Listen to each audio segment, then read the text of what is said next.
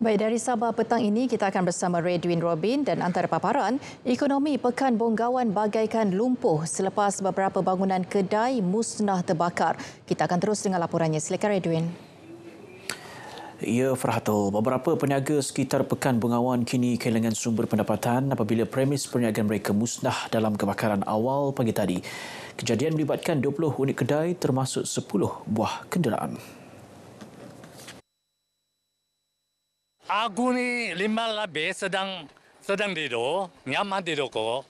Tiba-tibanya ada perempuan, api dia bilang. Tak kajut saya apa? Dia bilang api. Apa api saya bilang? Matilah, kapal-kapal aku turun. Yalah, kalau boleh, kasih bangun lagi satu lah. Kalau boleh kan. Dalam jam 5.30 pagi begitu, di-call oleh pemilik sini lah. Lepas tu saya pun keluar lah. Saya boleh tengok saja, dia dapat buat apa-apa. Sakit hati pun ada, harap kerajaan boleh dibantu lah. Ketua Balai Bomba dan Penyelamat BBP Kimanis, Nelson Ponji berkata panggilan kecemasan diterima pukul 5.38 pagi dan jentera BBP Kimanis tiba di lokasi 5 minit kemudian. Setakat ini kebakaran tersebut sudah terkawal dan dibantu oleh agensi-agensi polis dan juga bantuan dari balai-balai terdekat lah, Balai Bomba, Beaufort, Papar. Sekarang ini dalam konsep overhaul lah untuk pengawalan untuk tidak merebak lagi lah untuk pembuat pemadaman. Graviti air ada agak kurang, tadi pagi cuma kontingensi dengan Jabatan Air Bonggawan, air tu kembali pulih lah. Operasi memadam kebakaran dilakukan 24 anggota dari Balai Bomba Kimanis, Papar dan Beaufort. Sementara itu, adun membakut Datuk Dr. Muhammad Arifin Muhammad Arif yang meninjau lokasi kebakaran memaklumkan bantuan awal kewangan akan diberikan kepada individu terlibat kebakaran menerusi peruntukan Parti Gagasan Rakyat Sabah. Alhamdulillah, tidak ada kemalangan nyawa. Harta benda mereka terlibat dalam kebakaran ini. Untuk ke depan nanti kita akan berbincang dengan pemilik bangunan yang berkenaan dan saya ada bawa rakan-rakan daripada pihak Setco. Macam mana cara-caranya nanti mereka akan berbincang. Mana tahu mereka boleh membantu dan insyaAllah. Turut meninjau lokasi kejadian, penasihat khas kepada Ketua Menteri Sabah Tan Sri Anifah Aman. Projek pembinaan Sekolah Kebangsaan SK Nanamun Kota Belud bakal disiapkan lebih awal daripada jadual asal. Projek dijangka siap sepenuhnya 1 Julai depan, iaitu sebulan lebih awal daripada tarikh asal pada 8 Ogos. Apabila kita boleh melaksanakan projek lebih awal daripada jadual, yang untung yang pertama ialah rakyat. Yang untung kedua ialah kerajaan. Kerana segala extension of time itu memberikan kos kepada kerajaan. Dan yang ketiga, pihak yang akan untung ialah kontraktor sendiri.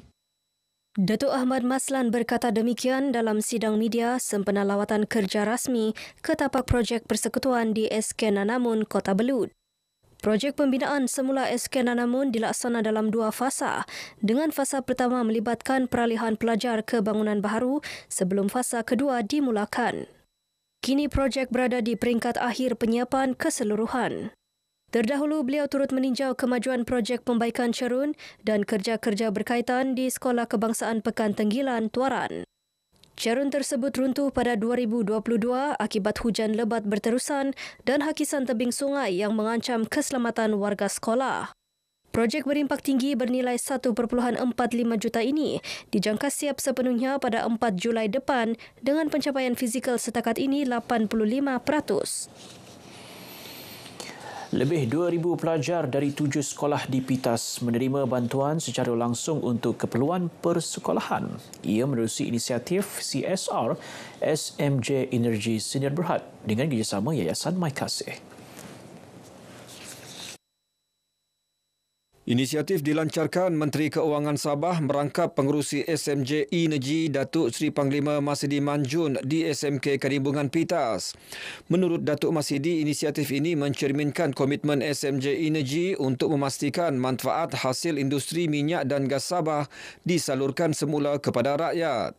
Program melibatkan 3 buah sekolah menengah dan 4 buah sekolah rendah di Pitas ini menyediakan bantuan tunai tanpa sentuh bagi pembelian makanan dan alat tulis di kantin serta koperasi sekolah. Kaedah ini memastikan ketelusan dan bantuan disalurkan terus kepada pelajar. Penganjuran program Havoc Food Festival perlu diperluas ke seluruh Sabah. Ia bagi memperkasa potensi budaya dan ekonomi tempatan. Menurut Pembantu Menteri kepada Ketua Menteri Datuk Nizam Abu Bakar Titingan, secara tidak langsung identiti tersendiri setiap daerah boleh diketengahkan menerusi penganjuran festival seumpama. Dapat mencapai matlamatnya iaitu untuk melahirkan lebih banyak usahawan-usahawan Bumiputera khususnya di dalam memajukan lagi industri makanan, dan kita berharap juga bahawa dengan adanya program seumpama ini akan memberi suntikan kepada mereka-mereka yang di luar yang baru mau mula-mula berjinak untuk berniaga. Datuk Nizam berkata penganjurannya turut memberi impak amat ketara kepada ekonomi setempat apabila peniaga kecil, penyewa tapak, pengusaha makanan, operator logistik dan penyedia perkhidmatan seperti hotel dan e-hailing turut meraih manfaat daripada festival ini. Kerajaan negeri katanya sentiasa menyokong lebih banyak penganjuran seumpama sejajar hasrat menjadikan Sabah negeri maju dan berdaya saing dalam sektor pelancongan, budaya dan ekonomi rakyat. Susulan pengumuman pemberian baucer buku madani kepada lebih 430,000 guru di seluruh negara. Langkah ini dilihat bertepatan dengan usaha kerajaan membudayakan amalan membaca dalam kalangan rakyat. Saya sendiri sama menyambut baik keputusan yang dibuat oleh Perdana Menteri yang mana memberikan voucher kepada setiap guru, kerana guru juga memerlukan, kalau kita lihat, memerlukan pengetahuan yang tinggi. Jadi inilah antara sumbangan yang sangat baik daripada kerajaan. Perdana Menteri Datuk Seri Anwar Ibrahim ketika mengumumkan perluasan pemberian baucer buku madani kepada guru berkata ia akan dilaksana bermula tahun ini. Langkah itu antara lain mencerminkan keprihatinan Perdana Menteri dalam membudayakan amalan membaca dalam kalangan masyarakat, termasuk golongan pendidik. Baik, paparan itu mengakhiri perkongsian berita dari Sabah untuk petang ini. Terus ikuti berita wilayah bersama dengan Farhatul untuk lebih banyak perkembangan semasa dalam negara. Dari sungai hingga segara, Palestin pasti merdeka. Baik, terima kasih Redwin.